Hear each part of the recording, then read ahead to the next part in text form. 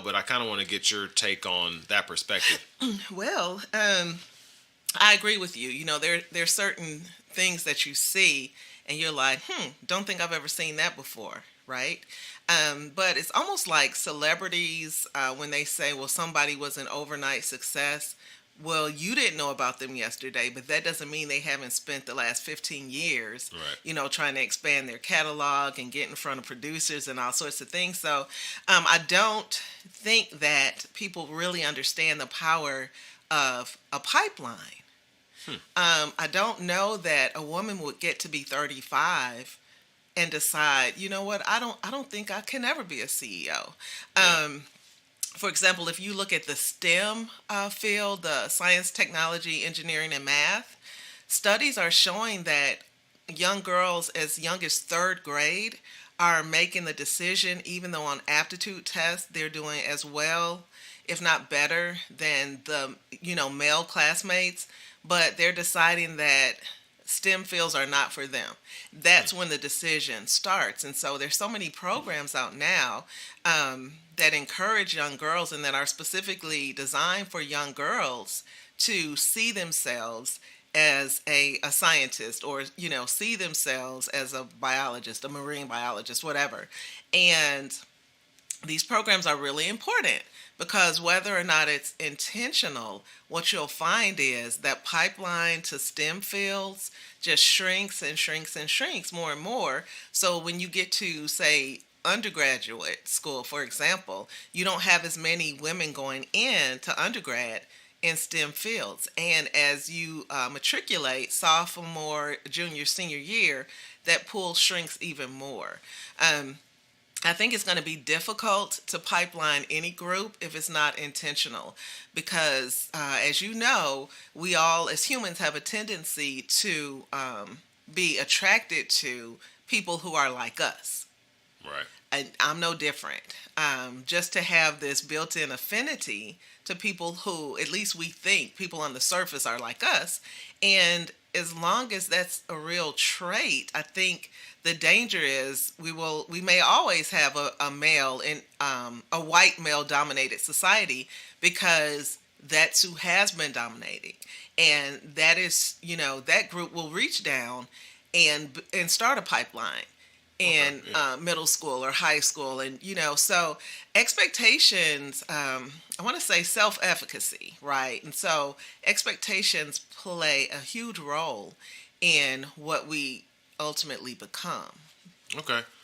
So going back to what you said about just that starting in third grade, as young as third grade, what do you think is one of the biggest factors that it, I guess, contributes to that? Is it at home? Is it what you're seeing on TV? Is it what the teachers are expecting? Or is it what we see on social media? What do you think is driving that to be almost, I guess, it's almost limiting what we can become just in general, not only to women, but everybody?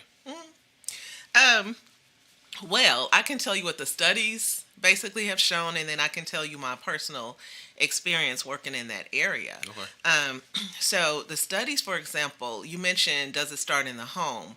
Well, the percentage of young people, male or female, who enter STEM fields is definitely in part determined by the professions of their parents. And so I forget the exact statistic, but it's pretty overwhelming that if you have at least one parent working in a STEM field, you're more likely to choose that as a major in undergraduate school. Okay.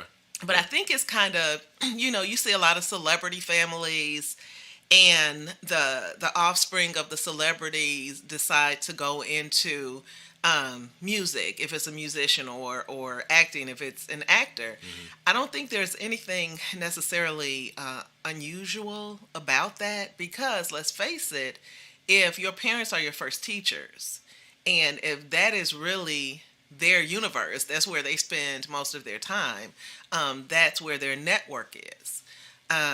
It makes sense that they would be able to help or assist or even influence their offspring to kind of move in that direction. Hmm. And every now and then you'll hear an actor, for example, say, I did not want my kid to go into show business. Yeah. And taking them at their word. At the same time, that is their universe. Right. Yeah. So I feel it's the same way in the STEM fields. Now, what I will say is, I don't want to play the blame game. Obviously, your home life has some influence on the career that you choose, or whether you choose a career at all. Um, at the same time, going to personal experience, I had a student who I was mentoring, and they were able to report back to me that a professor had said to them in class that women don't belong in this field.